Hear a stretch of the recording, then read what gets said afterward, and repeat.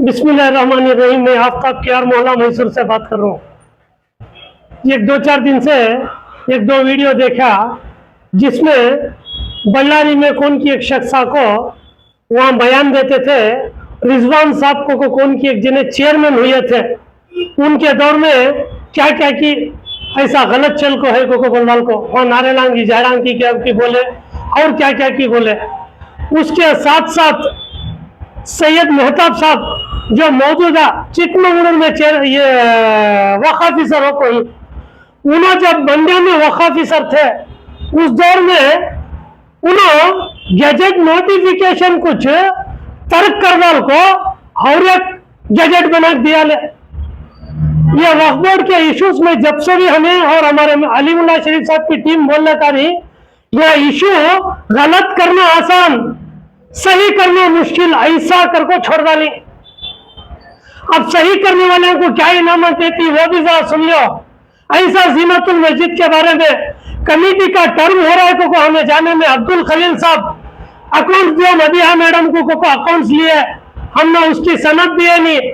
सदर करने का है ना, उसका ने का हिसाब क्या करती करने में, उसका ने का हिसाब भी हमें लेती है।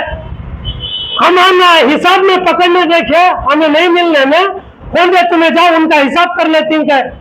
मस्जिद का तामीरी काम चलता था, चंदे के बुकाम बनाए थे, वो बुकाम पूरे मौजूदा प्रेसिडेंट निजामुद्दीन अली खान और मुशीर साहब उनके छत पूरे चंदे के बुकाम थे। सो ये कुछ हमारे कने थी निजामुद्दीन अली खान साहब कने, वो पूरा हिसाब आगा था चेक कर ले मदीहा मैडम।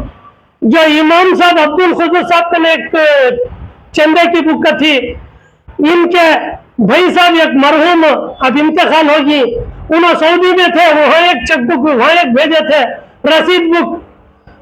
उसके अलावा प्रेसिडेंट के लिए एक थी, इसके अलावा और 7 बुका में उनके लिए थे 10 बुका में। तो यह बुका का हिसाब वक्फ ऑफिस वाले पूछे भी नहीं, उन्हें दिए भी नहीं। वो क्या हुआ क्या करे मालूम ही नहीं हुआ। ऐसा दरगाह मस्जिद के बारे में इलेक्शन से आकर बैठी थी सब कमेटी, टर्म हो जा रहा है को बंदाल को उन्हें और जनरल बॉडी करे।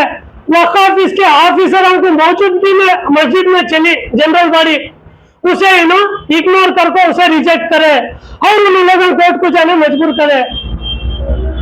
कोर्ट को आम आदमी गए तो कितने लाखों रुपया बर्बाद करना पड़ता है, तुम्हें सोच लो।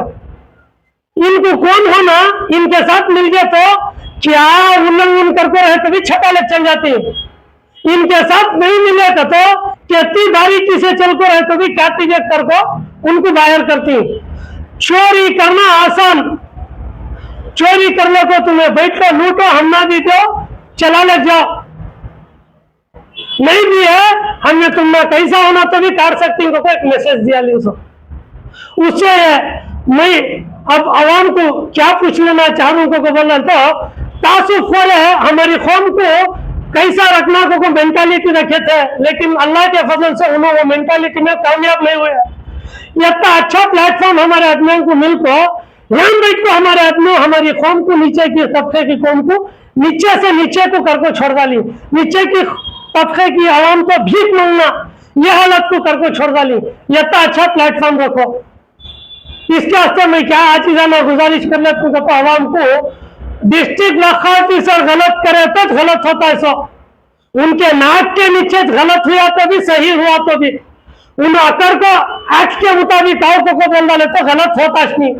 उस वास्ते अब तक भी हमें इतना क्यों की गुजार डाले, हमने क्या है वो भी दिखाई नहीं, वक्त क्या है वो भी मालूम करे नहीं। 6 साल से हमें भी क्या की एक मामले में फंस जाने में हमने इतना मालूम हुआ सो इतना सब हमें आदमियों को बोले जैसे बन गए सो। उसके वास्ते हमारे आइंदा की नस्ल अच्छी होना का तो ये वक्फ ऑफिसरों के ऊपर निगाह रखो।